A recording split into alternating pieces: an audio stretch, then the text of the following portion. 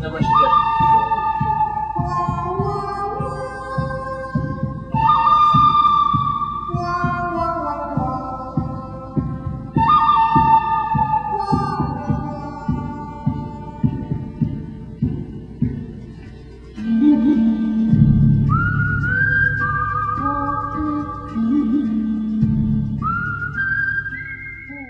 To me, that's the scene when the movie starts becoming a movie. Right. All right, as opposed to just like watching the routines. All right, and to me, that's just the scene.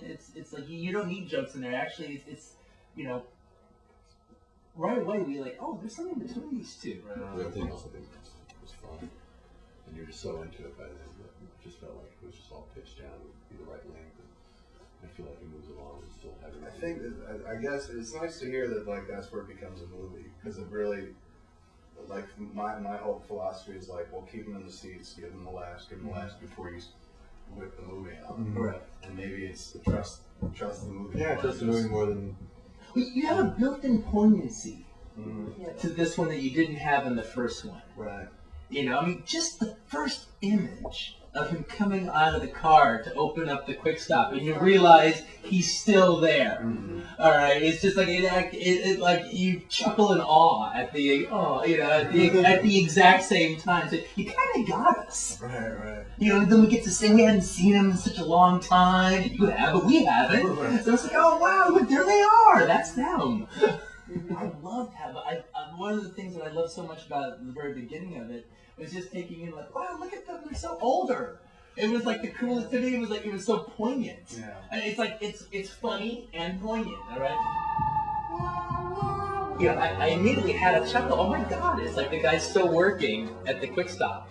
Maybe if you had like 2004 or 2000, you know, title card, you know, you see the quick stop or whatever. 2005. So you actually are saying yes. There's no bullshit. This is now. That was then. This is now. If you actually just let us know 100% that this is going on right now, I think you'll get a whole audience will give a big laugh. Great. That's a great sight gag. That's a great sight gag. Yeah, that's our sensitive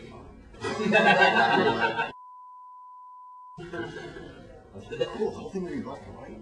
Oh, believe me, when I saw it, because we didn't shoot black and white stuff until the end.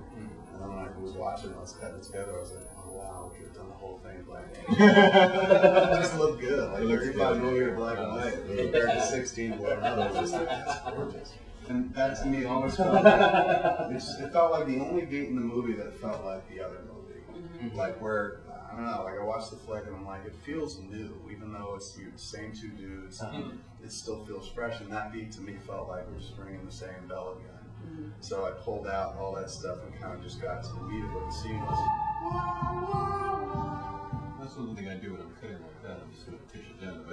Once I start tightening one section, then everything after that, you start seeing where the fat is. It feels even longer now than the other part. And I just go in order and end up taking 5 to 10 minutes out.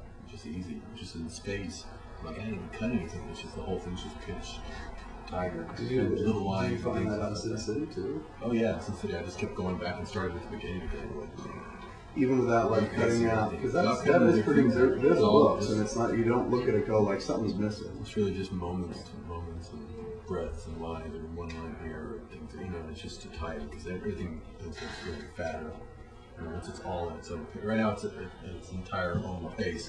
As soon as you start tightening at the beginning, then everything else starts feeling it's got to tighten up a little bit too. Just sometimes very, very small amounts, and it just keeps building.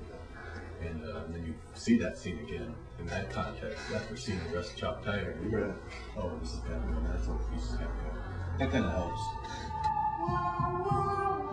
Other than that, man, rules. Yeah. That was great. Really great. It was fun to make, and it was like, and I'm glad you made it. I mean, doing it at 5 million was so fucking liberating. But I love that whole, I love the whole dynamic. I remember there was when I was going into this movie, we started writing it. I remember a conversation that we had like back at Munich, in '94 Mm-hmm. when we were talking about Clerks, and they were like, "I dig it, but it's not really a movie, is it?" You said it's just really a series of stand-up comedy set to in a movie format, and I was like, "Yeah, I mean, it's very joke oriented." Yeah.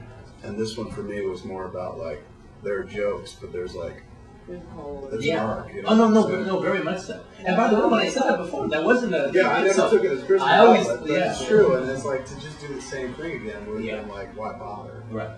And this really felt like, you know, doing a sequel is always negligible, but this never felt like a sequel to me as much as like a continuation, and one that I couldn't have done like in '95 because there was just not enough life experience. Oh, it just no. would have been the same movie then, whereas now, you know, that movie was kind of like what it was like for me to be 20, and this movie's kind of like what it's like to be 30. Right. Well, I mean, this was the thing. Right from the beginning, that I really liked the idea of just seeing this as a sequel. I was like, wow, a sequel about these guys. 10 years later, 11 years later, whatever it is. You know, it's like, that's a cool thing to see. Like, oh, I do want to see a sequel to that movie. What are these guys doing 12 years later?